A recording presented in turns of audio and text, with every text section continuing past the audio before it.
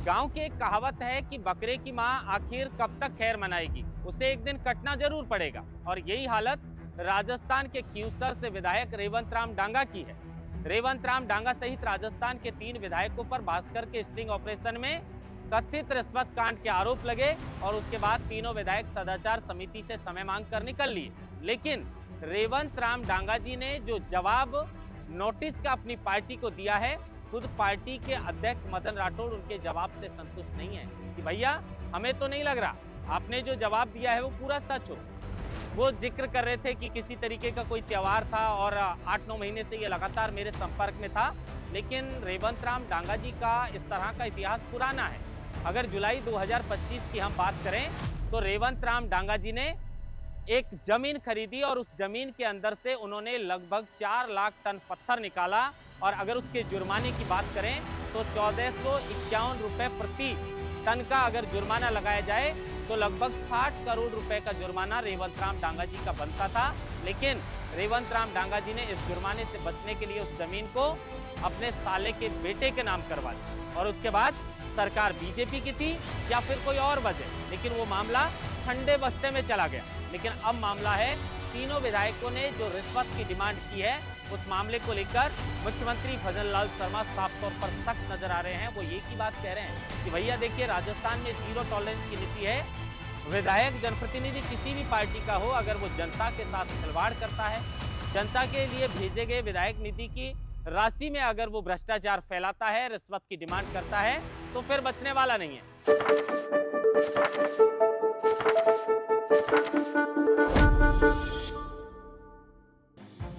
अब सवाल यही कि राजस्थान में क्या ये मान लिया जाए कि आने वाले समय में उपचुनाव होने वाले हैं। अब कुछ राजनीतिक जानकार कह रहे हैं कि भैया देखिए, 2 सीटों पर तो उपचुनाव होना तय है। 2 सीट कौन सी? विधायक तो 3 फंसे हैं। 2 सीट में एक सीट है खींवसर की रेवंत राम डांगा की और दूसरी सीट है कांग्रेस की जो विधायक हैं अनीता जाटव हिंडौन से। तो हिंडौन सीट पर भी उपचुनाव की चर्चा है। तो बची ऋतु बनावत जो बयाना से विधायक है। अब ऋतु बनावत को इसलिए लोग बचने की बात कर रहे हैं क्योंकि ऋतु बनावत खुद इस पूरे मामले को लेकर सीबीआई जांच की मांग कर रही है और किसी भी तरीके से वो वीडियो के अंदर रिश्वत की डिमांड करते हुए या किसी तरह की कोई रिश्वत राशि लेती हुई नजर नहीं आ रही है। लेकिन अब सवाल यही है कि क्या राजस्थान में आने वाले समय में 2 सीटों पर उपचुनाव होना है? अब देखिए, ये मामला सदाचार समिति के सामने है। राजस्थान के मुख्यमंत्री भजन लाल शर्मा ने डीजीपी और सचिव लेवल पे जो कमेटी गठित कर इस मामले की जांच करवा रहे हैं, वो कमेटी इस मामले को लेकर क्या जांच सौंपती है। और रेवंत राम डांगा जी ने जो अपनी पार्टी को नोटिस का जवाब दिया है, उसको लेकर मदन राठौड़ ने कह दिया है कि हमारे किसी भी अगर जनप्रतिनिधि की इस तरह की कोई शिकायत मिलती है तो हम उन्हें नोटिस भेजते हैं, उस पर हम खुद विचार विमर्श करते हैं। अगर नोटिस से संतुष्ट नहीं होते हैं तो मामले को हम अनुशासन समिति को सौंप देते हैं। यानी अब रेवंत राम डांगा जी का मामला अनुशासन समिति को सौंप दिया गया। तो क्या यह माना जाए कि रेवंत राम डांगा जी की विधायकी अब जा चुकी है या जाने वाली है? अब देखिए, एक जाने माने वकील हैं गोवर्धन सिंह, वो इस बात को लेकर कह रहे हैं कि इन विधायकों को दोषी पाए जाने पर 7 वर्ष की सजा भी सुनाई जा सकती है। और एक बीजेपी के पूर्व कैबिनेट मंत्री जो है वो साफ तौर पर ये कह रहे हैं कि अगर मैं इस मामले में होता तो मैं अब तक इनको बाहर का रास्ता दिखा देता। लेकिन अब वो ना तो कैबिनेट मंत्री हैं और ना वो सदाचार समिति के अंदर हैं। लेकिन रेवंत राम डांगा जी का जिक्र मैं बार बार इसलिए कर रहा हूं कि जब विधानसभा से रेवंत राम डांगा जी बाहर निकल रहे थे सदाचार समिति के सामने अपनी सफाई देने के बाद, तो रेवंत राम डांगा जी पता है क्या बोलते हैं कि देखिए भैया, जवाब हमने दे दिया है, आने वाले समय में दूध का दूध और पानी का पानी हो जाएगा।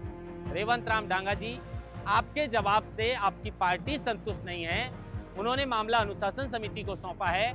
आपके ऊपर यह आरोप नई बात नहीं है, पहले भी जुलाई के महीने में आपके ऊपर आरोप लगे थे कि एक जमीन जो आप खरीदते हैं नागौर क्षेत्र के अंदर और उस जमीन के अंदर आप अवैध खनन करते हैं, वो भी 4 लाख टन पत्थर निकालते हैं। थोड़ी बहुत छोटी मोटी बात नहीं है ये। और उस मामले को लेकर अगर 1451 रुपए प्रति टन का अगर एवरेज जुर्माने का लगाया जाए तो लगभग 60 करोड़ रुपए की जुर्माना राशि बनती है। और उसी जुर्माना राशि से बचने के लिए आपने उस जमीन को अपने साले के बेटे के नाम करवा दी। और अभी भी जब भास्कर का रिपोर्टर उनके पास पहुंचा था तो उन्होंने उसे अपने बेटे के कॉन्टेक्ट नंबर दे दिए, कह दिए कि अशोक डांगा जी से संपर्क कर लीजिए, मेरा काम वही देखता है। और इस मामले को लेकर मंजूरी देने के लिए रेवंत राम डांगा के जो बेटा अशोक डांगा है, उन्होंने भास्कर के रिपोर्टर से, जो कि एक डमी प्रोपराइटर बनकर आया था, खादी ग्रामोद्योग बोर्ड की तरफ से फर्श और दरी बेचने के लिए वो काम मांग रहे थे, उन्हीं को 10 लाख रुपए की राशि जो है वो भास्कर के रिपोर्टर ने सौंपी अशोक डांगा को। और उसके बाद अब डांगा जी कह रहे हैं कि नहीं नहीं नहीं, मैंने कुछ भी गलत नहीं किया है। अब देखिए आप, हनुमान बेनीवाल का गढ़ है और हनुमान बेनीवाल को आप जानते हैं, खींवसर हनुमान बेनीवाल का गढ़ है, लेकिन किसी तरीके से उपचुनाव के अंदर रेवंत राम डांगा इस सीट को निकालने में कामयाब तो हो गए, लेकिन हनुमान बेनीवाल भी पीछा छोड़ने वाले नहीं है।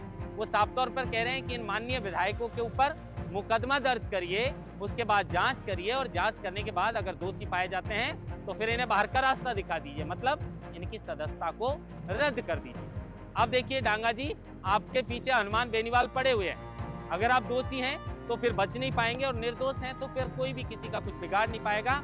लेकिन जिस तरीके से आपकी बीजेपी पार्टी ने आपके जवाब पर जो है वो कहीं ना कहीं वो संतुष्ट नजर नहीं आ रही है और उस मामले को अनुशासन समिति को सौंपा है, तो ऐसा कहा जा रहा है कि आने वाले समय में इन विधायकों की विधायकी रद्द की जा सकती है। और गोरी नागौरी एक जाना माना नाम है नागौर के अंदर, उन्होंने तो पहले ही कह दिया कि भैया बीजेपी से तो मैं टिकट लूंगी। पहले ही वही कहावत है ना कि नदी आने से पहले ही मगरमच्छ जो है वो आकर बैठ जाते हैं, और वही बात हुई है। अभी तक पता नहीं इनकी सदस्यता रद्द होगी या नहीं होगी, लेकिन गोरी नागौरी को ऐसा लग रहा है कि नहीं नहीं, इनकी विधायकी तो गई और अब मैं बीजेपी पार्टी से टिकट लेकर चुनाव लड़ूंगी।